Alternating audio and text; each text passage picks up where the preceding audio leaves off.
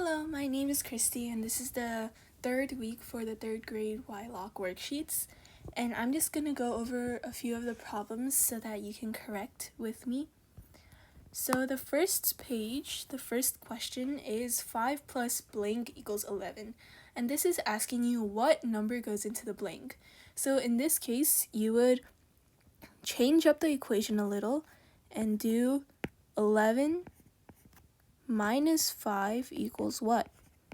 Because 5 plus blank equals 11 is the same thing as 11 minus 5 equals what? So 5 plus what equals 11?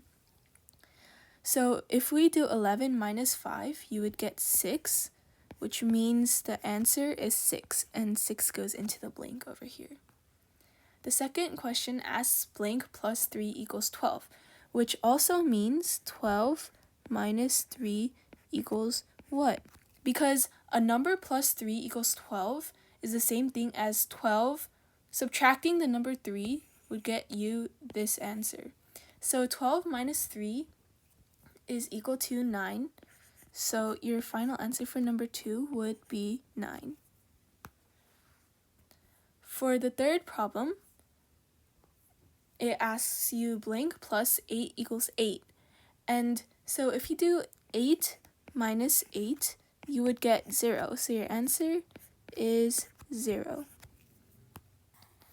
So that was the first worksheet. And now on to the second worksheet. So the second worksheet is all about place values.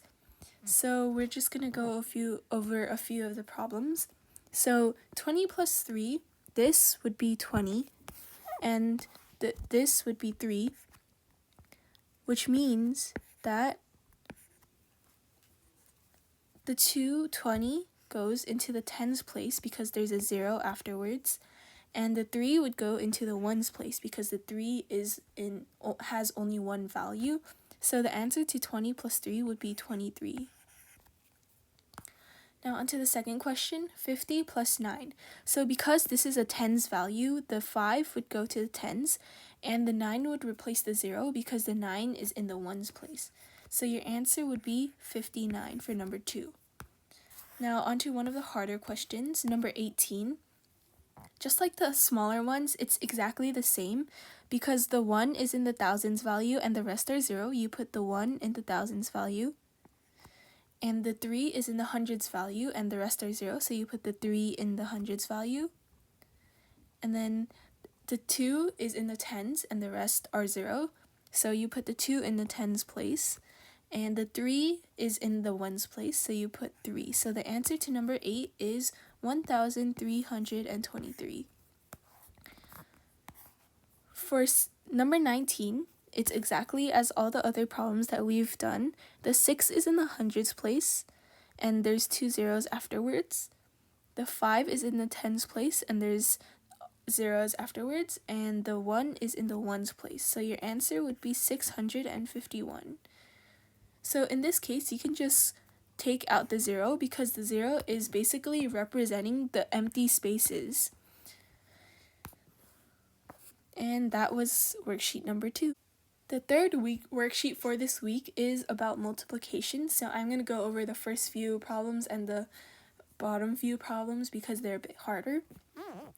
So the first problem asks you 6 times 2. So that means there are 6 groups of 2. So 6, that's one group. 1, 2, 3, 4, 5, 6. So there's 6 groups of 2, and if we count how many circles there are in total, 1, 2, 3, 4, 5, 6, 7, 8, 9, 10, 11, 12. There are 12 circles in total, so 6 times 2 equals 12. The second problem, there are 5 groups of 1, so 1, 2, 3, 4, 5. In total, there are 5 circles, which means the answer would be 5. For number 3, it's 8 times 9, so 8 groups of 9. 1, 2, 3, 4, 5, 6, 7, 8, 9. 1, 2, 3, 4, 5, 6, 7, 8, 9. and so on until there are 8 groups of the 9. And so basically what this is you have to kind of memorize this. It's because you can't always use this circle problems. And so 9 times 8 is 81. No, sorry, 72. And an easy way to do your 9's times tables is if you hold out all 10 of your fingers, and it's 9 times, let's say, 3. Then you put down your third finger, and there's 2 on the left side of your folded finger and 7 on the right side of your folded finger. So that means the answer to 9 times 3 would be 27. And let's say for 9 times 8, if you fold down your 8th finger, then there's 7 on the right side of your folded finger and 2 on the left. No, 7 on the left side of your folded finger and 2 on the right side of your folded finger, and the answer is 72. So that's an easy trick to do your 9's times tables.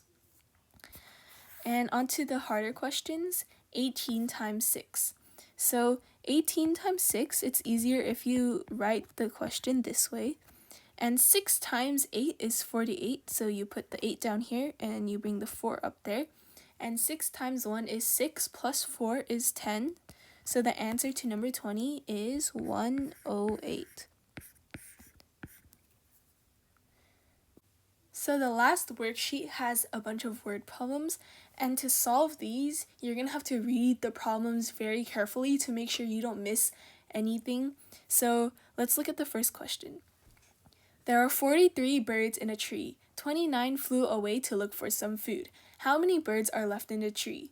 So in this word problem, it says the birds flew away, which means they were going away. So this word problem is about subtraction. So keeping that in mind, there were originally 43 birds in the tree.